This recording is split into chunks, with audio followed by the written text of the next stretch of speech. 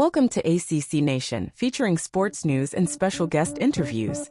Here's Will Ojanen and Jim Quist. This is ACC Nation's Florida State football preview with the senior writer covering Noles athletics for rivals at the Osceola. He's written for the Orlando Sentinel, the Tallahassee Democrat, and Tomahawk Nation. Here to share his thoughts on the 2024 version of the Noles is our special guest, Curt Weiler. Curt, good to have you back. Hey, it's good to be back, guys. I always appreciate coming on, and I know it's almost football season when I'm coming on this show the last few years. Yeah.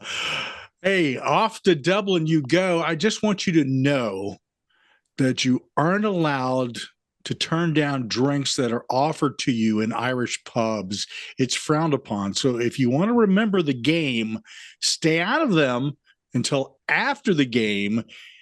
Then you're simply going to miss your flight home. Okay? Yeah, I got I don't know. The game's later over there, and I got like a 9:30 or so flight out of Dublin Sunday morning. So I don't know how much after the game I will get to be there, but I might have a little time Thursday, Friday night. I have the Guinness Storehouse book. That was my one thing I knew I wanted to do, and I have that one booked. So I'm looking forward to that for sure. Irish folks are very friendly, and they do like to pour heavy. So watch yourself. Well, it's all in your hands now. All right. So a very exciting season coming up for the Noles, obviously coming off of one of the more impressive seasons since the national championship team probably a decade ago. But let's start here. I am fascinated by the addition of DJ Uyunglele to the offense. And, you know, we as people who've been around the ACC by now know how to pronounce his last name. But what is he going to bring to this offense? Because I'm kind of scratching my head of what he's going to bring to it. Yeah, I think a big reason why Florida State looked in the portal for a quarterback was maybe hoping to get Brock Glenn, who redshirted last year, kind of got thrown into the deep end a bit late in the season because of injuries, and Luke Kromenhoek, the freshman who just came in, kind of a bridge year where at this time next year, one of them is likely to be the starter and they're going to battle it out this offseason. But I think there was we're not sure one of those guys is quite ready to be the starter. So I think they were in the market for a bridge quarterback, and they looked at a few. They hosted Cam Ward and DJ on visits, and shortly after Cam Ward originally, before changing his mind, announced he's going to the NFL. Shortly after that, they took DJ, and I think they valued his veteran presence. I mean, he has played a lot of football, and he's a guy, obviously, who was originally thought to be the next big thing at Clemson, was that five-star recruit. I think was thought that there was a thought, especially when he was great in that 2020 season when DJ took over, when Trevor went down I think he had COVID for a couple of weeks, that like he had that great game in Notre Dame. And it's like, oh, so they're just going to have a third straight athletic freak first round draft pick quarterback. They're just gonna keep getting them, huh? And obviously it didn't work out. And I think it's interesting. I think I feel for DJ in some ways, because I think in some ways he was a bit of a scapegoat for, I mean, generally the roster talent there was falling down a bit during his time for maybe what it was with Trevor Lawrence. And I'm by no means totally defending him. I don't think he was a great quarterback, and he might not ever be a great, like, top tier collegiate quarterback that you thought he might be when he was a recruiter early in his career. But I think they thought he could be a very raw, talented, and just have a bunch of talent quarterback who if they put the right players around him, could really manage this season well for them. And I think they've liked what they've seen from him in terms of how his confidence in the offense has grown. I think he's looked very comfortable running the offense. I think the arm talent speaks for itself. I mean, he flicks the wrist and the ball goes 50, 55 yards in the air. Like the arm strength is pretty ridiculous. And I think they've really challenged him in some ways of trying to improve that the intermediate accuracy stuff, because I feel like that's a lot of what's been a struggle at times for him, is maybe some of the easier throws as opposed to the harder throws. And so I think they've really challenged him, and I think they've been encouraged by some of what they've seen with how he's with how he's learned the offense. He's definitely looked quite comfortable running it the last couple of weeks in preseason. When I was looking over the depth chart for the upcoming game, I noticed that they have two separate spots for running backs. Can you explain why they do that?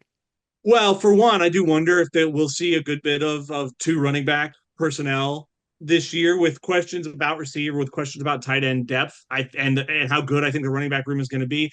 I don't know. I think that's one of my colleagues is definitely a pet peeve of his that they have kind of 12 offensive starting spots on the depth chart. It's like, so are you going to play 12 players? Because like it's just like it's always been how he's done things. But I think it's fitting, especially this year, because that room is incredibly deep. Like, I mean, a decent amount of those guys.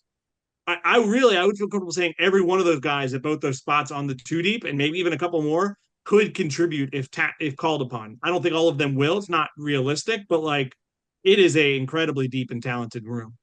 Yeah, definitely. And coming back and Lawrence Tuafili, he was a very good kind of a dual two-way back for them last year. And then you had a couple portal guys as well, Roy Williams, and Jalen Luke. And yeah, so I could definitely see this being a very good team on the run this year with those backs. Yeah, I think with the backs and with the experienced offensive line, and with kind of not having that proven, established number one guy at wide receiver, I think that is going to be. I mean, I think ideally they will hope that that'll be the identity of this team, and I think they're capable against a lot of teams of making it the identity of this team. I mean, it's yeah, we didn't even get into Cam Davis has been a true freshman, is really impressive. Zaya Holmes is a Penn State transfer who's impressed and flashed in moments. Even a guy like Sam Singleton is a redshirt freshman in that room and is buried down the depth chart, but I think he could be impactful if called upon. It is a very versatile group. They want all their guys to do everything, be able to do everything, but they definitely have guys who do certain things better than others, and it makes them a really versatile and fun group for Mike Norvell to really mess around with using. Yeah, and you mentioned there's question of receivers. A lot of it just because you've got a couple of receivers who went off to the NFL and they've replaced it with the portal. But one of the names that I was very interested in when the depth chart came out was seeing Jalen Brown come in as a redshirt freshman, hardly even played at LSU, and he comes up and now he's atop the depth chart. Is this kind of a situation where I guess for lack of a better term, he just really kicked ass in fall camp? He had a great like second half of fall camp. I mean, like you said, he hasn't played a ton of college football and was learning his second offense in 2 years. He was only at LSU like basically 12 months. But I think as he's grown in comprehension of that, I mean, both him and Malik Benson, the Alabama transfer, they're both listed as starters. I mean, they were guys brought in a way it felt like Mike Norvell kind of wanted to transform the identity of this offense. Because as good as Keon Coleman and Johnny Wilson were last year, as productive as they were, as big as their big playability was, and the frames and all that, speed was not their asset. It wasn't really an asset of the Florida State passing game. Those guys are both like they ran track in high school. They are like fast, fast, fast. Like that's going to be a big part of the offense, and I think really plays with DJ's skill set with the big arm. But yeah, Jalen's a guy who's come on incredibly strong and kind of, I mean, when we had some real questions at about the halfway point of like, like we feel good about Malik Benson. Who else do we feel good about? He's the guy who's risen to the occasion. A few others, Kentron Portier, Darion Williamson had a sensational practice today, actually, to kick off a game week this morning. And some other Ja'Kai Douglas has had his moments. Hiking Williams has had his moments. A few of the freshmen too. I wouldn't be surprised if the true freshmen, get some burn because the opportunity is definitely there. And Elijah Moore and LaWayne McCoy especially have stood out. So, Curt, you talk about all the offensive capabilities of the Noles. Let's talk about where it all starts at the offensive line. A couple of guys that need to be replaced, but 4 of 6 experienced players there. PFF talks about them as being one of the top 10 college football offensive lines. Accurate statement? I mean, I can't claim to be an expert on offensive line play to be able to like say it definitively, but I think it's hard to argue. I think you could definitely make the case. I think David Hale did make the case in those positional rankings he does that they have the best offensive line in the ACC, and I think they're right up there nationally for sure. I mean, it's pretty remarkable when you think about those 2018, 2019 lines where just like a banged up offensive line that just couldn't keep the quarterback up kind of hindered the offense and the team as a whole and really put Florida State in the situation it did where it was such a rebuild for Mike Norvell. I mean, it was an atrocious, uncompetitive offensive line. And to be where they are now, where they've got two guys who were preseason All ACC and Darius Washington and Maurice Smith. I mean, they've got 12 guys on their two deep, no repeating at any spots. I mean, that speaks to how far the room is. Like, they feel good about a big group of guys. Like, it's not that long ago, they were hoping they could have 8 or 9 guys. They would have loved having 8 or 9 who they felt they could count on. They're past that number now. And that, I mean, it speaks incredibly well of that group and the job Alex Atkins has done. So you've seen some of the spring action, and so talk to me about what this line is. What's their strength? What's their weakness? Or are they good for pulling and blocking for the run? Are they great at creating that pocket for DJ? Can they do both? I think they will do a better job of both. I mean, as we talked about that team being 13-0, but last year's team, when you look at the numbers, the run game was a little boom and bust. I think some of that was Trey Benson. I think that's a little his style. I think some of that was a bit of a step back in terms of run blocking for the offensive line, just with some of the pieces they brought in and how things lined up. They had a few guys miss time. I think this will be a more balanced offensive line. I think they will definitely be capable in the run game. We've seen that this preseason. I think they will also be good. I mean, they're going up against what I think is a pretty good defensive line in practice, and they're often holding their own. I mean, I'm not saying they're winning every rep, but by no means are they getting manhandled every day. I think they're holding their own against, I think, one of the better defensive lines in the ACC. So, yeah, I think it will be even a more balanced offensive line and maybe a better overall offensive line than last year. Well, all right, let's get into the defense a little bit. I mean, a lot of key starters gone. Jared Verse, for example, now in the NFL. This was one of the teams that had one of the highest sack totals in the country last season. And even though those guys are gone, I think you mentioned it's still a really good defensive line, especially the tackles with Darrell Jackson and Josh Farmer. Those were two of the guys who were up there in sacks. But the ends are.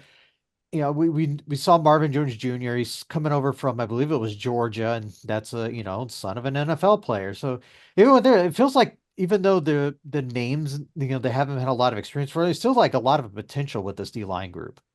Yeah, I think the starting four has a chance to be quite impactful. I mean, Pat Payton's played a lot of football now and is kind of the old guy of that defensive end room and is very impactful. He has those long arms where he had, I don't know how many batted passes last year. I think PFF tracks it, and he had like the most batted passes of any defensive lineman since they started tracking it or something crazy like that. And Marvin Jones, I mean, he is huge. Like, he is like a 6'5", 250-ish type guy. He's very big and he moves ridiculously at that size. Like, you see why he is another guy. You see why he was a 5-star recruit. You see the NFL pedigree, like from his dad, who was a legendary linebacker at Florida State. And I think that has a pairing. I mean, I'm not sure they have any single Jared Verse on the defensive line this year, but I think the group may be deeper. And yeah, the defensive tackles, I think Darrell Jackson and Josh Farmer are both NFL guys. I think they're high school teammates. Darrell Jackson transferred from Maryland and Miami, was on the team last year, didn't get to play until the Orange Bowl just because basically he didn't. That was when we still were only doing the one-time transfers, and he didn't get the waiver. And there's, I think, some frustration about that, but I have to imagine he's just going to channel that. But yeah, I think even when they're losing a guy who went in the first round and a guy who went in the second round in the NFL draft and a few other impactful guys, I'm optimistic about that line and how impactful they can be. I think it's right there in terms of maybe the best in the ACC. I'm going to kind of lump the linebackers and the DBs in together. They run a lot of 2 linebacker and 4-2-5. A lot is kind of tends to be the typical standard defense nowadays. And we know DJ Lundy at linebacker is back again, and he's been a steady force, in the middle for a while. But the other linebacker spot is up for grabs, and in the secondary, a lot of returning talent. It just feels like with some of these guys, they just need to step up a little bit. And I'm thinking of Fentrell Cypress, who I thought he could have done more last season, for example. Yeah, Fentrell, I agree with you in a sense. I think Fentrell last year, I mean, I think Florida State fans were hopeful, considering he was coming off an all ACC year at Virginia, that would kind of immediately translate at Florida State. And it didn't to that level. I think he didn't get off to the best start of the season, but I think I thought you saw him come into his own as the year progressed, and I think he's carried that over in a really impressive way. I think he's been one, maybe the most impressive defensive back of preseason camp, and that's saying something because Azaria Thomas has also been great. I mean, that is a heck of a 1-2 punch. He talked this preseason, Fentrell did, about, I was thinking last year, I was having to think, it wasn't natural like it maybe is now. And I think that's made a big difference for him. And so I think I'm very encouraged about the secondary too. I think it's another one that is right there among the best in the ACC. Shaheem Brown got to break the rock, got to do the Florida State tradition to close preseason camp. He's a safety. He was flying all over the field making plays, I thought, at a really high level. He's maybe the vocal leader of the secondary, and who I think is looking the part for sure. Jim? Let's take a look at the special teams. From what I can see, again, a strength across the line. I mean, I don't see a weakness here. So, enlighten me. Is there a weakness? As much time as they spend on it and as much attention as they pay to the details of special teams, I would hope not. No, I don't think it is. I mean, I think kickers are so volatile. You never know entirely how that's going to go. But Ryan Fitzgerald has bounced back so well after I think a lot of fans wanted him out of the job a few years ago, wanted to explore other options. He had a great year last year. And I mean, Alex Mastromano, the punter, was a Ray Guy finalist. And I mean, I talked about the speed that's going to play in the return game too. I mean, they work on special teams a lot. They view it as an edge for them, I think, in a lot of situations. And I think we've seen that play out. And I wouldn't be surprised at all if we see that play out again this season. Interesting. I sort of jumped a little bit there. But I'm not going to go back. I'm not going to go back into what I was thinking there with defense. I think you guys covered that pretty well. I'm just going to go ahead and move forward here with something. Let's get into the schedule a little bit. This season, when I'm looking at schedules for teams across the ACC, it's hodgepodge, and it's fascinating. When you throw three new teams in there, and then it's like we have 2 off weeks and a lot of stuff. It's different, so it's something you have to adjust to.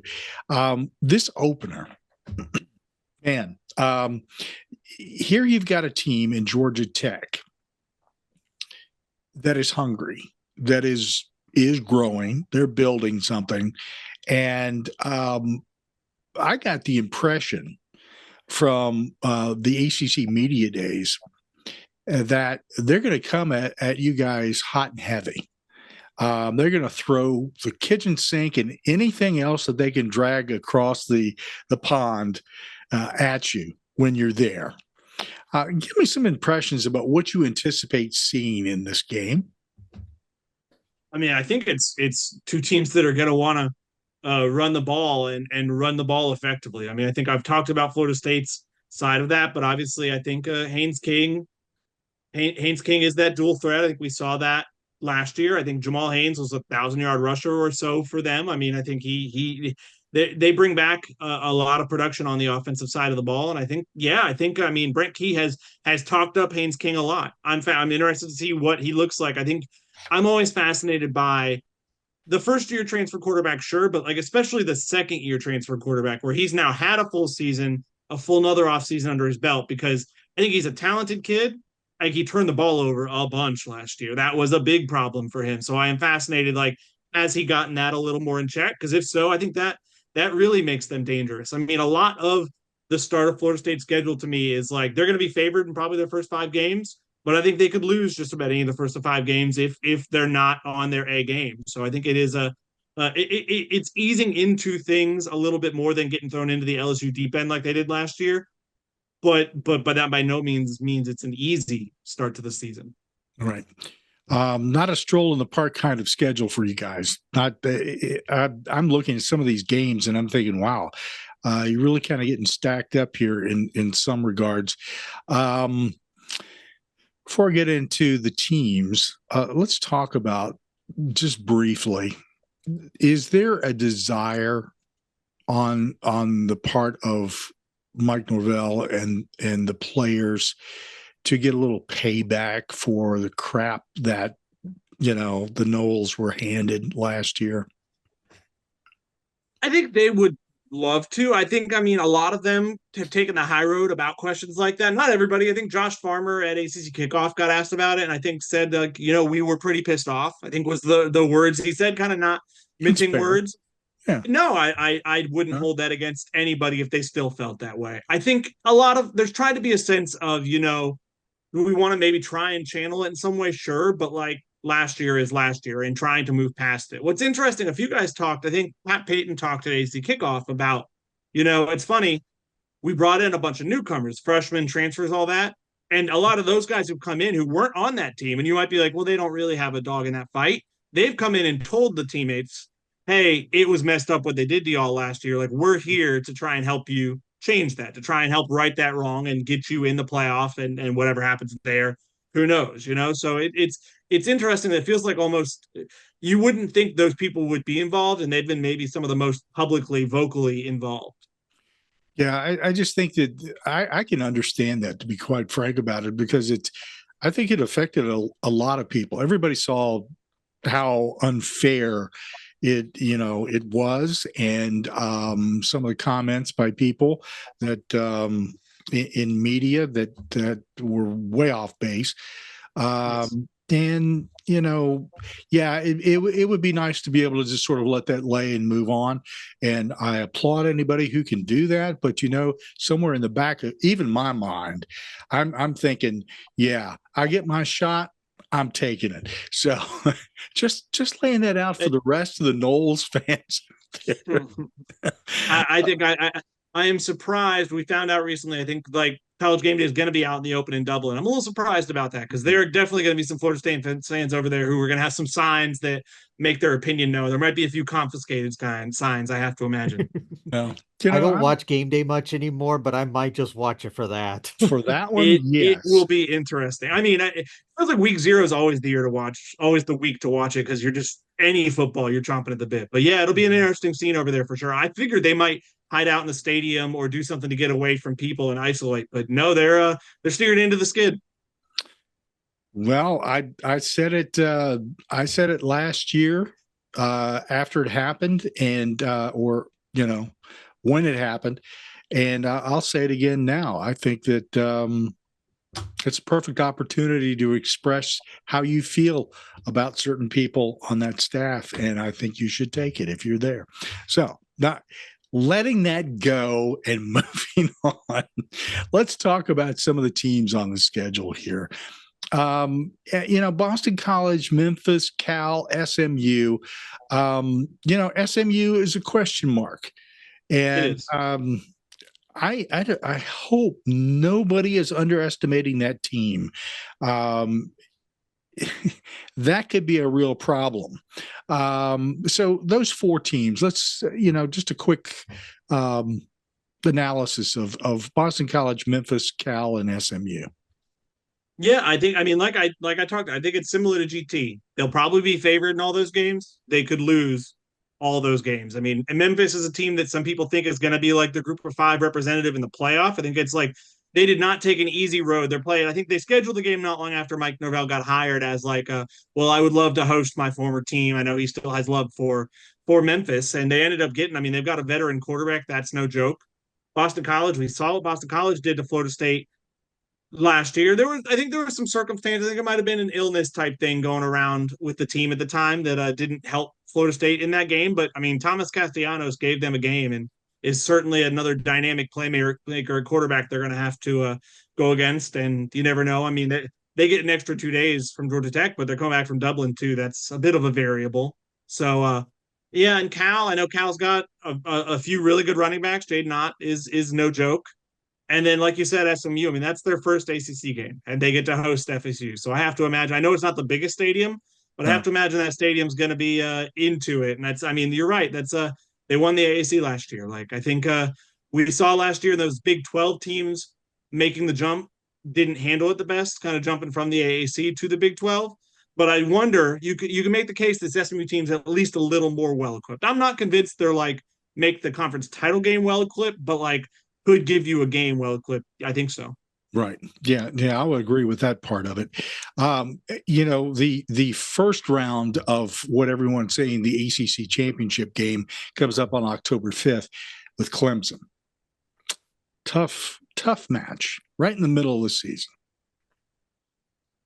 Yeah. And I mean, obviously, going to be some storylines talked about in that one, just a few. And yeah, I think it's a big game. I mean, it feels like they made a concerted effort to move that one earlier in the season out of trying to knowing it's quite possible now. It's a rematch in Charlotte. Didn't happen last year, but it's entirely possible. And it's an interesting year for Clemson. I mean, I think it's an even more interesting year for Clemson than it is Florida State. I know it's a talented team. I know some people have talked up some of the younger receivers. People have talked up another year of Cade Klubnik. I need to see those things personally. They are capable of giving Florida State a game, but I think we're also capable of the Clemson of the last few years is what Clemson is at this point in time. They're maybe not truly contending for national titles year in and year out anymore. So I'm interested. I mean, I'm not convinced they have much of a chance of beating Georgia, but if they can even keep that one close, that'll relatively close. It'll tell me something. Yeah. That'll be a wake-up call for everybody. After that, Duke, Miami, UNC, and Notre Dame. I mean, that's the Clemson starts the run. I mean, they get Duke, obviously, but the 3-week stretch of at Miami, home against North Carolina, at Notre Dame, in many ways is going to determine their season. Because, I mean, I think it's quite possible they will be among the ACC leaders in that stretch and right there close to the top of the standings. But it's also entirely possible that can change in a hurry with Clemson and with Miami. Notre Dame, not a conference game, but obviously a important game. Going to be a lot of eyes on it up there in South Bend. And Miami's another what is that team? I mean, to me, it's the most talented roster, top to bottom, probably in the ACC. But I just have questions about that coaching staff. I until I see it, I'm just always going to think about Georgia Tech last year, and so it's I don't know, and it's far from the only example. I mean, there are other. It's not a one-off by any means. So yeah, I'm curious, but the talent is undeniable, and I think Miami fans definitely. I think the hype is justified this year, but now they have to go back it up. Yep. Miami is one of those where everybody in the ACC is from Missouri. Show me. Yeah. When you haven't won a conference title since 2003, I think that's where you get. Yeah. Charleston Southern and Florida finish out the schedule. Yeah, I mean, it's an FCS team. That's, I think, a welcome break and a bye week before it, too. Doesn't really catch much of a break for Charleston Southern. Florida is in Tallahassee this year. I mean, I'm fascinated. Is Billy Napier the coach in that game? Those games are always close. I mean, those teams were vastly different in terms of talent level last year, where Florida needed to win that game to make a bowl and didn't do it. But it was a relatively close game without Jordan Travis. Obviously, a bit of a wild card changes that a bit. But I think we've seen plenty of games where one team in that rivalry is much better than the other, and it still can be a somewhat close game. So I'll be interested in what both teams have to play for at that moment in time. Yes, will Billy have a job at that point? Yes. Yeah. Interesting. Will, any final questions? Yeah, one. So looking over the schedule and knowing what we know of the new playoff format, what record will Florida State have to be in contention for the playoff this year? I mean, I think it really comes down to what's good enough to make Charlotte and win Charlotte, because I'll be honest, I think last year kind of told me, I'm not going to say it can't happen, but last year told me that a lot of years in this current 12-team format, it's going to be a team from the ACC, a team from the Big 12, a team from the Group of Five, and more often than not, 9 teams from the SEC and Big 10. I'm not going to say the ACC can't get 2 teams in or the Big 12 can't get 2 teams in, but last year just kind of killed my belief in the system a little bit. So I think it comes down to what is their ACC record. I think there's a world where 9-3, if they're 6-2, is good enough in the ACC to make it to Charlotte. And if they win Charlotte, they're in. I mean, the nice thing for Florida State, what they could tell themselves this year, if they win the ACC, they're going to be in the playoff. There's no world where an ACC champ gets snubbed in the new format. It's unfortunate that last year was the last year of the 4 years, so they could set that precedent they would never have to worry about again, frankly, because I'm not sure that happens if it's not the last year of the 4 year. But yeah, I think it really comes down to what does it take to be one of the top two teams, and who knows, because the ACC feels pretty wide open. Senior writer covering the Seminoles for Rivals at the Osceola, Curt Weiler. Off to Dublin with you, sir. Thanks for listening to ACC Nation. Be sure to listen, like and subscribe to our podcast, radio, and YouTube channels by visiting accnation.net. Follow us on Instagram, X, Facebook, Mastodon, Threads, Blue Sky and Reddit at ACC Nation.